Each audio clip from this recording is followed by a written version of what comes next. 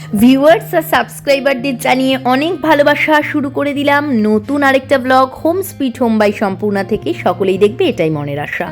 নতুন প্রচুর আমার সাবস্ক্রাইবার তোমরা জয়েন করেছো আমার সাথে, আমার পরিবারে। তাদের সবাইকে স্বাগত আর অনেক ভালোবাসা, ধন্যবাদ তাদেরও যারা আমার চ্যানেলের একদম শুরু থেকে রয়েছে এখনো পর্যন্ত। আর যাই হোক, শুরু করলাম আজকের ব্লগটা। এই দিনটা ছিল হচ্ছে দিওয়ালির পরপর, দিওয়ালি বা ভাইফোঁটার পরপর একটা দিন। এই দিনের আমি পারফেক্ট ডেটটা এখন বলতে পারছি না, তবে এই দিন কিন্তু আমরা চলে গিয়েছিলাম বোহো দ্য স্কাই ক্যাফে রেস্টুরেন্টে। আর আজকের পুরো ব্লগটাই এই রেস্টুরেন্ট সংক্রান্ত ব্লগ। তো তোমরা দেখতে থাকো বন্ধুরা, আশা করছি ভালো লাগবে। আর অবশ্যই লাইক কমেন্ট একটা দিয়ে যেও, আর লাইক না হলেও কমেন্টে জানিয়ে যেও ব্লগগুলো তোমাদের কেমন লাগছে। তো যাই হোক, দেখো আমরা এই রেস্টুরেন্টটায় প্রথমেই চলে গেলাম থার্ড ফ্লোরে। এটা কিন্তু মধ্যমগ্রামের যেখানে অবস্থিত, সেটা হচ্ছে মধ্যমগ্রামের জুডিওর অনেক কাছে। জুডিও থেকে জাস্ট 5-6 পা এগিয়ে গেলেই ওখানেই তোমরা পেয়ে যাবে, ওই সাইটেই তোমরা পেয়ে যাবে হচ্ছে বোহো দ্য স্কাই ক্যাফে রেস্টুরেন্টটা। দেখতেই পাচ্ছো এর এন্ট্রান্সটা, ঢোকার মুখ থেকে কত সুন্দর লাগছে রেস্টুরেন্টটাকে। দরজা থেকে শুরু করে সমস্ত কিছু কতটা ওয়েল ডেকোরেটেড বলতে পারো।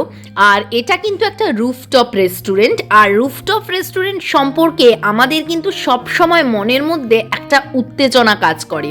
আমরা সাধারণত বিভিন্ন ধরনের রেস্টুরেন্টে খাওয়া দাওয়া করে থাকি, কিন্তু রুফটপ রেস্টুরেন্ট, খোলা আকাশের নিচে প্রিয় মানুষের সাথে কিছু সময় কাটানো, কিছু সফট ড্রিঙ্কস নেওয়া, তার সাথে কিছু খাবার খাওয়ার সাথে সাথে নিজেদের কথাবার্তা সমস্ত কিছু শেয়ার করা, কিছু টাইম, ভ্যালুয়েবল টাইম স্পেন্ড করা, এটা কিন্তু আমরা প্রত্যেকেই চাই, তাই না? আর সেটা যদি খোলা ছাদের নিচে হয় তাহলে তো ভীষণই ভালো ব্যাপার, কারণ আমরা খোলা ছাদের নিচে যখন বসবো তখন নেচারটাকেও আমরা সাথে পাবো। তো ওই কারণেই কিন্তু বোহো দ্য স্কাই ক্যাফে রেস্টুরেন্টটাকে আমরা বেছে নিয়েছিলাম। এর আগে একটা রেস্টুরেন্টের ভিডিও আমি করেছিলাম, তবে সেটা কোনো কারণে আমার ব্লগ করা হয়নি, মানে ব্লগটা পোস্ট হয়নি। জিনিসটা কিন্তু আমি বানিয়েছিলাম, ব্লগটা আমি বানিয়েছিলাম।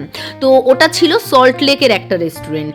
আর আজকে যে রেস্টুরেন্টটা দেখাচ্ছি সেটা হচ্ছে মধ্যমগ্রামের জুডিওর কাছাকাছি boho the sky cafe restaurant. এটার নাম অনেকেই শুনে থাকবে, যখনই আমি শর্টসে ছেড়েছিলাম তখন অনেকেই বলেছে যে এটা আমাদের এখানে হয়েছে বা এটা তো আমাদের বাড়ির পাশে। হ্যাঁ, অবশ্যই তোমরা ম্যাক্সিমাম লোকেরা হয়তো গিয়েছো, কিন্তু এখনো পর্যন্ত প্রচুর লোক এই রেস্টুরেন্টে যায়নি, তো তাদের জন্যই ব্লগটা আমার করা। তো যাই হোক, যদিও অনেক দিন হয়ে গেছে, তবে বললাম না যে আমার কিছু ব্যস্ততার কারণে ব্লগগুলো একটু লেট হয়ে আসতে, তোমরা একটু তার সাথে মানিয়ে নিও প্লিজ। তো দেখো, এই রেস্টুরেন্টে আমরা গিয়ে বসেছিলাম। আর স্কাই ক্যাফে রেস্টুরেন্ট যেহেতু, তো এই রেস্টুরেন্টে তো বাইরেই বসবো আমরা, রুফটপের যে প্লেসটা সেই জায়গাতেই বসবো, তো সেখানেই বসেছিলাম। কিছু কিছু ভিডিও আমি তুলছিলাম, কিছু কিছু আবার বাবান তুলছিল। তো ওর অনেক বড় বড় ভাব হয়ে গেছে, যেগুলো দেখো ক্যামেরার মধ্যেই ধরা পড়ছে। আসলে এখনকার দিনে সকলকে ব্লগ করতে দেখছে, তো ওরও ইচ্ছা যে মা আমার একটা ব্লগিং চ্যানেল হবে। কিন্তু আমি এই সমস্ত ব্যাপারে খুব বেশি ডিসকারেজও করি না, খুব বেশি এনকারেজও করি না। ডিসকারেজ করাটাও ঠিক নয়, কারণ হতেই পারে সে একটা ভালো ব্লগার হলো ভবিষ্যতে। এবার অনেকের এই প্রসঙ্গে মন্তব্য হতে পারে যে ব্লগার হওয়াটা এমন কি হওয়া, কিন্তু সেটা নয়। ব্লগিংয়ের মধ্যেও কিন্তু আমাদের অনেক কিছু ভালো ভালো জিনিস পাওয়ার থাকতে পারে। শুধুমাত্র ডেলি ব্লগিং তো নয়, অনেক রকম ব্লগিং রয়েছে। ও এডুকেশন রিলেটেডও ব্লগিংও করতে পারে, সেটা অনেক ভবিষ্যতের ব্যাপার। তো যাই হোক, ওদের সময় কিন্তু আরও সব কিছু আপডেটেড হবে, তাই ডিসকারেজ করাটা ঠিক হবে না। তো দেখো, এইদিকে বসেছে বাবানের বাবা এবং ছোটু, আর ওই পাশে আমরা বসেছিলাম। আর ছোটু বাবান দুজনেই প্রত্যেক সময় আমার পাশেই বসার চেষ্টা করে, কিন্তু দুজনকে সামনে নিয়ে আমি একা বসে একদমই ম্যানেজ করতে পারি না। তো একজন থাকে বাবার কাছে, একজন থাকে আমার কাছে। তো কখনো কখনো চেঞ্জ হয়, আবার আরেকজন বাবার কাছে চলে যায়। তো এই রেস্টুরেন্টটা বেশ আমাদের তো ভালো লাগছিলই, আর রুফটপ রেস্টুরেন্টের আইডিয়া এবং এক্সপিরিয়েন্স আমাদের আছে, কিন্তু বাবান এই ফার্স্ট টাইম রুফটপ রেস্টুরেন্টে এলো। তো প্রথমে এটা দিয়ে দিয়েছিল একটা চিকেনের কাবাব, যেটা আমার খেতে খারাপ লাগেনি, ভালোই লেগেছে। তবে এই যে ফিশ আইটেমটা, এটা ছিল অসাধারণ। এই আইটেমটার নাম আমি তোমাদেরকে দরকার হলে এখানে স্ক্রিনে দিয়ে দিচ্ছি। এটা মালাই ফিশ বলতে পারো এক ধরনের। তো এটা এত টেস্টি ছিল খেতে, বাচ্চারা ভীষণ ভালোবেসে খেয়েছে। এবং যেহেতু বাবান ছোটু কেউই এত ঝাল খেতে পারে না, ওরা ছোট, তো আমি যতটা সম্ভব পারছিলাম ওদেরকে ঝালটা না দেওয়ার, কিন্তু ফিশটার ক্ষেত্রে আমাকে সেই চেষ্টা করতে হয়নি, খুব ভালো ছিল। আর এটা হচ্ছে মান্ডি, আর এই মান্ডিটা কিন্তু আমি তোমাদেরকে দিনের আলোয় দেখাতে পারলাম না, কালারটা টোটালি হবে জিনিসটা অনেকটা চিকেন তেহারি, অথবা বলতে পারো যেটা আমরা বিরিয়ানি খাই বিরিয়ানির মতো, ওটা কিন্তু একটা আরবিয়ান ফুড। তো ওটা চিকেন দিয়েই তৈরি, অনেকটা বিরিয়ানির মতো, তবে টেস্ট একটু হলেও আলাদা। আর এই যে জিনিসটা, এটা হচ্ছে এক ধরনের মিষ্টি, এটা ছিল অসাধারণ। এর ভেতরটা পুরো চিজে পরিপূর্ণ ছিল। একটা মিষ্টির ভেতরে যে এত চিজ থাকতে পারে বা চিজ লোডেড একটা মিষ্টি হতে পারে, সেটা কিন্তু এই ডেজার্টটা খাওয়ার পরই বোঝা গেছে। আমার কিন্তু দারুণ লেগেছিল। আর একেবারে ওপর দিকে কুচনো গাজর, কুচনো নারকোল দেওয়া ছিল, যার জন্য এত সুন্দর টেস্ট ছিল। এই মিষ্টিটা আমার সব থেকে বেশি ইউনিক লেগেছে।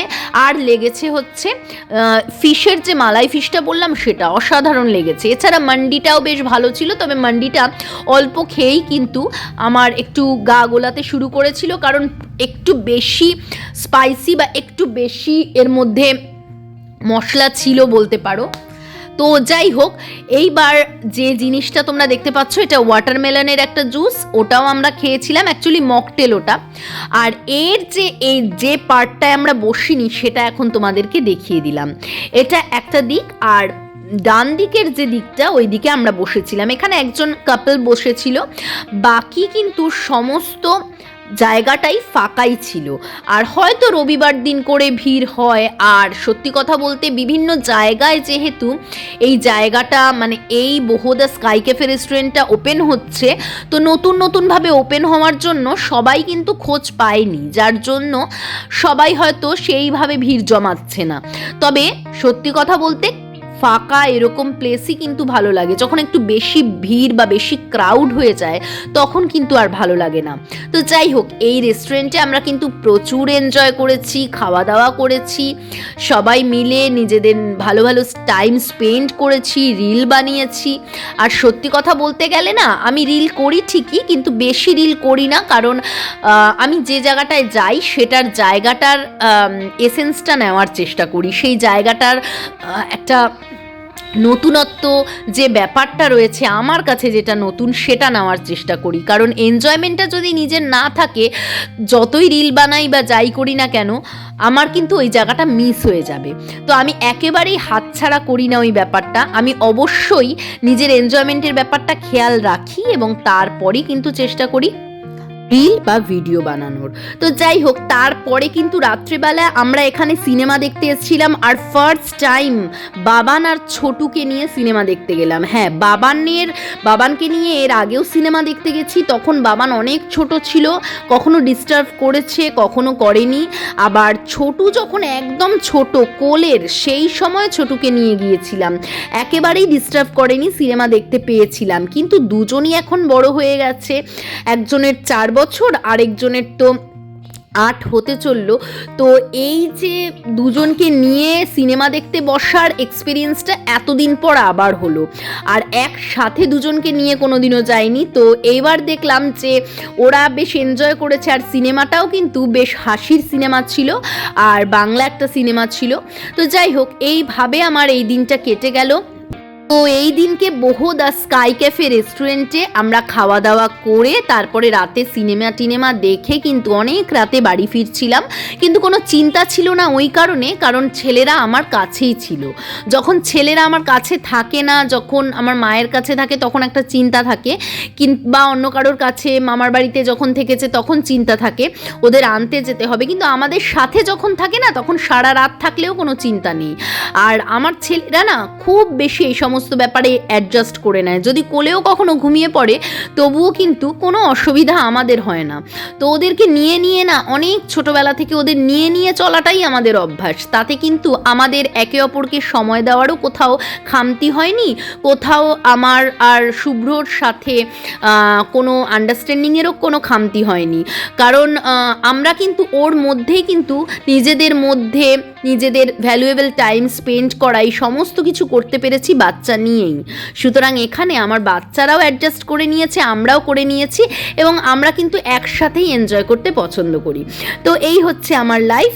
তো তোমাদেরকে আজকে ছোট্ট করে শেয়ার করলাম বহুদা স্কাই ক্যাফে রেস্টুরেন্টে যেদিন গিয়েছিলাম সেই দিনের এক্সপিরিয়েন্স। তোমাদের কেমন লাগলো অবশ্যই জানিও, আর অবশ্যই সাথে থেকো, পাশে থেকো হোম সুইট হোম বাই সম্পূর্ণার।